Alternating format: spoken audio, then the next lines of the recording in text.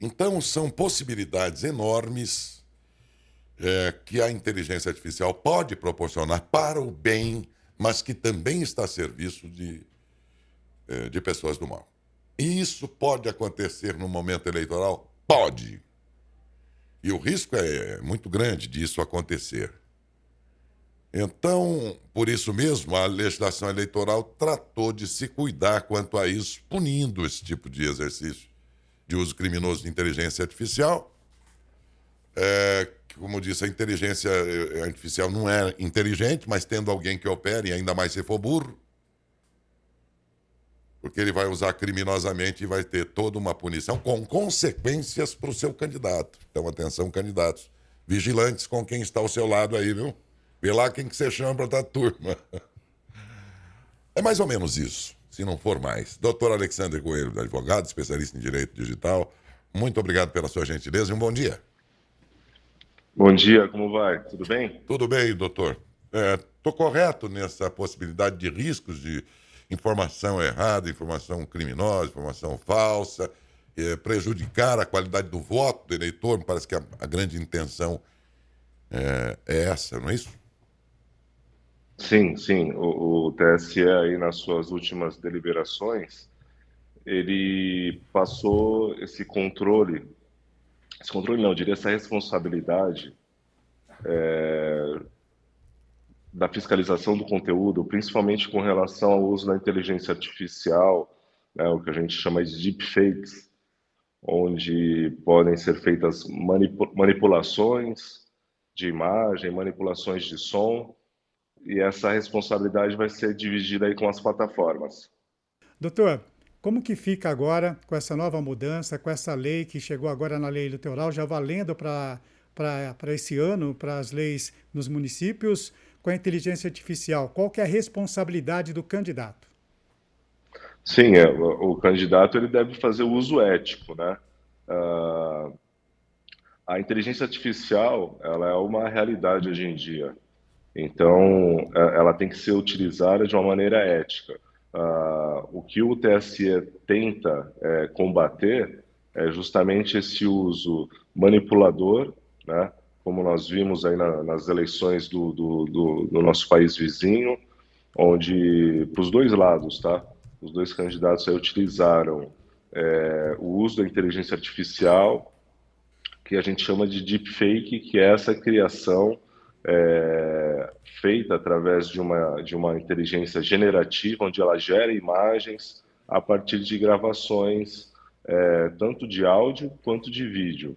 Então, esse basicamente é o maior temor aí do TSE, é no combate desses vídeos, onde eles podem manipular a opinião pública, né, criando aí factoides, narrativas que não condizem com a verdade. Bem, doutor, nós já tivemos em eleições passadas a fake news. Muito se falou a respeito disso, muita dor de cabeça nas eleições passadas. Imaginamos que essa seja a preocupação também para essa próxima eleição, doutor. Quais serão as penalidades para, no caso de pessoas que se utilizam dessa inteligência artificial através das fake news? Olha, as penalidades são muitas, né? Uma vez comprovada aí a utilização de fake news, né, que pode ser comprovada através de um inquérito, através de uma ação judicial, esses candidatos podem sofrer aí por fraude eleitoral, uma ação por fraude eleitoral, podem ter a perda do mandato, né, caso eles sejam eleitos e fique comprovada essa, esse uso tanto de fake news quanto o chamado deepfake, que é a utilização através manipulação de imagens e som através da inteligência artificial. Então, as penas são as piores possíveis para o candidato, né? O objetivo dele é obter a eleição, se eleger.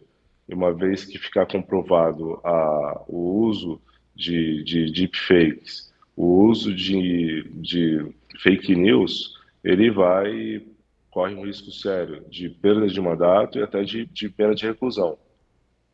Doutor, cabe a quem fiscalizar? A população que tem que ficar atenta e fazer as denúncias? O TSE tem alguma maneira de fiscalizar para poder estar punindo essas pessoas?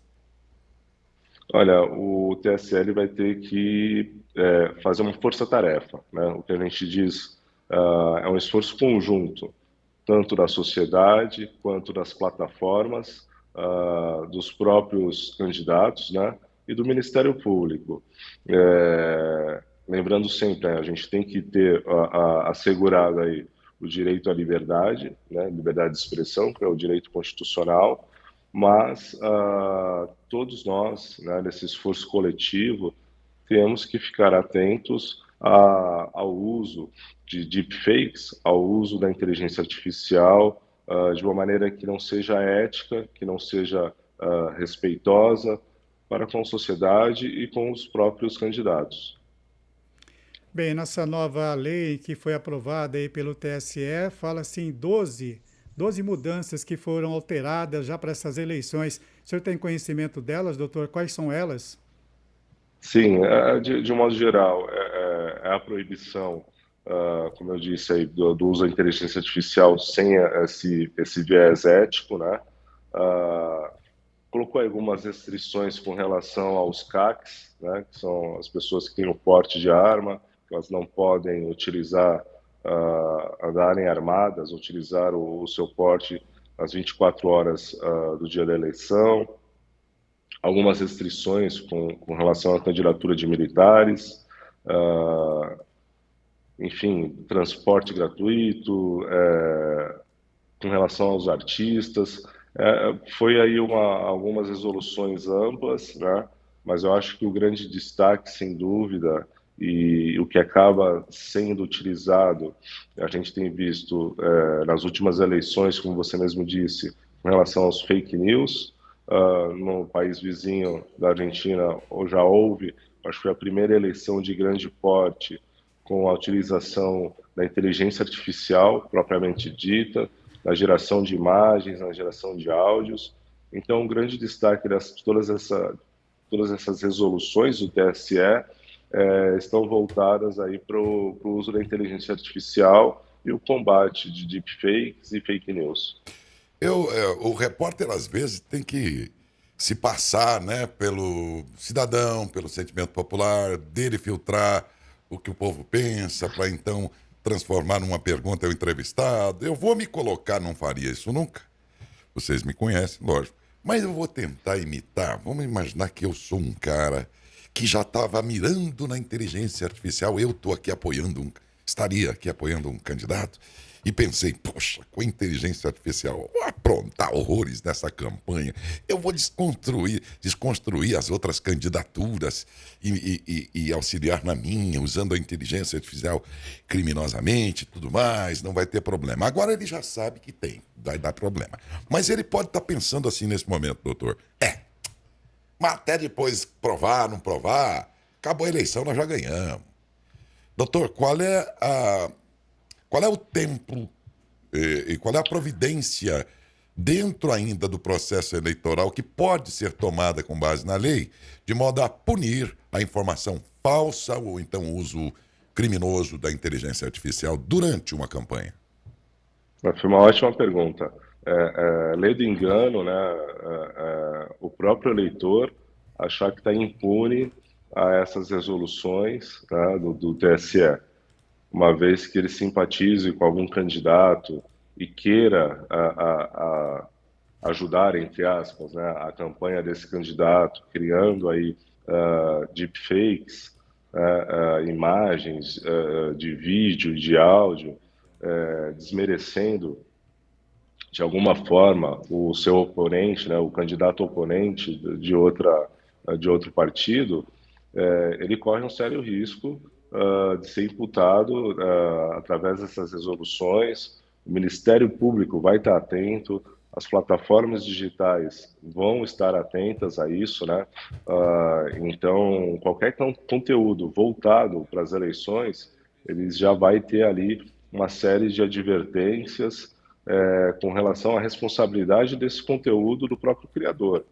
Então, inevitavelmente, a pessoa ela tem que pensar aí 2, 3 vezes antes de postar qualquer conteúdo que não seja verídico, que não seja real, com relação às próximas eleições.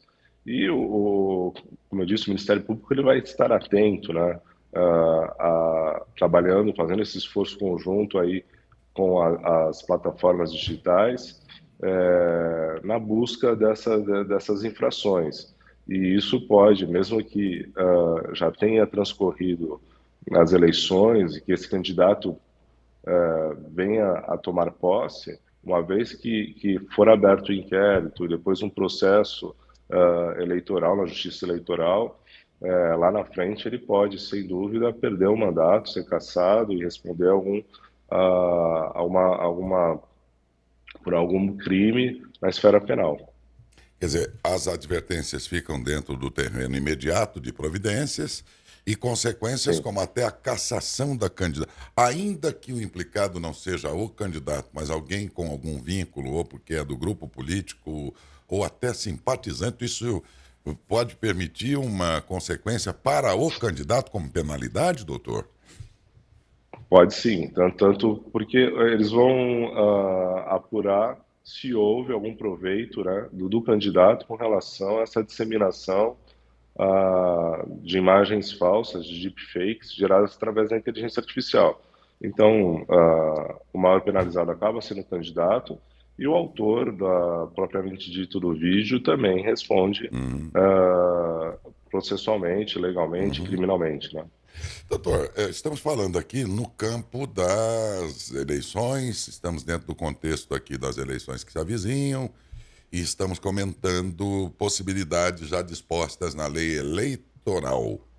Porém, eu vejo a inteligência artificial prejudicando milhares de pessoas através de golpes desse tipo, usando a inteligência artificial, em outra situação que é a de comércio, de venda de propostas mirabolantes de negócios. Aí nós vimos outro dia, pegaram lá o dono da Van, uma imagem dele do passado, que era de outra coisa, e com a voz dele, usando o sujeito falando, ele próprio falando, a voz dele, dizendo que estava vendendo um iPhone que custa 15 mil reais por 140 reais. Milhares de pessoas caíram no golpe.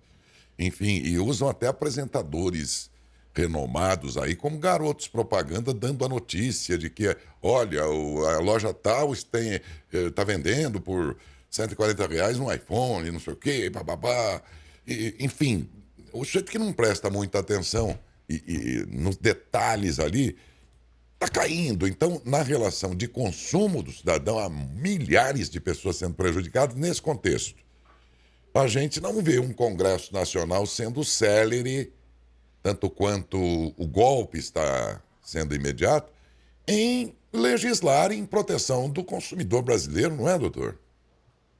Não, sem dúvida. Você tocou num ponto aí que é nefrálgico nessa relação.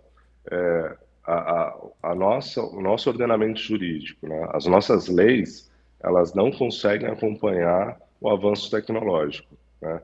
Hoje em dia, a inteligência artificial generativa, ela consegue, com poucos segundos de gravação de voz, ou com poucos segundos de gravação de imagem, de vídeo, né, principalmente de pessoas publicamente expostas, ela consegue gerar novos vídeos, novos conteúdos a partir dos prompts, que são chamados comandos, né?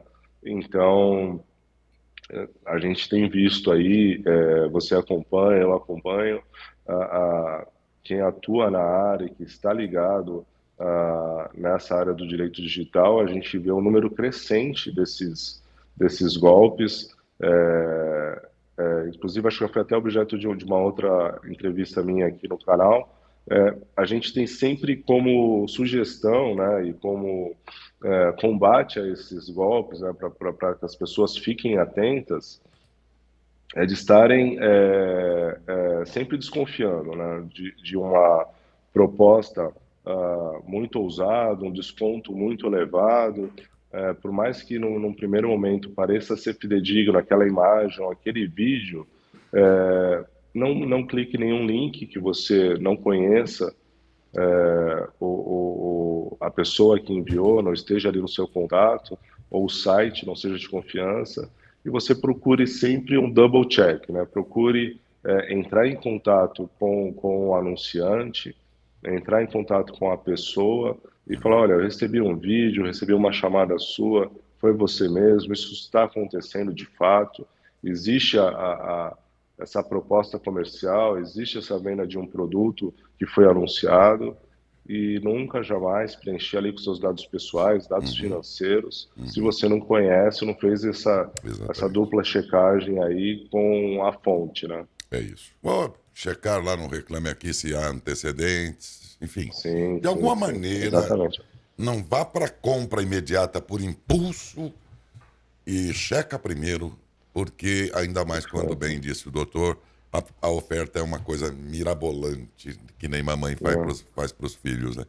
É, Inclusive no Google, viu? Inclusive no Google, às vezes as pessoas procuram, ou o Google, ou qualquer outro buscador, um determinado produto que elas têm interesse, e normalmente aqueles primeiros resultados que aparecem lá em cima, no topo da página, são links patrocinados. E na grande maioria das vezes, esses links estão corrompidos ou foram criados pelos próprios criminosos. Então, o ideal é sempre a gente procurar o site ok. da loja onde a gente tem interesse, né? Sempre ir na fonte, não através de Isso. links patrocinados ou de anúncios de descontos, enfim. Ok. Doutor Alexander, muito obrigado pela gentileza de sempre, agradeço. Sempre à disposição aqui dos ouvintes da TVM e de vocês. Forte Muito abraço. obrigado. Doutor Alexander Coelho, advogado e especialista em direito digital.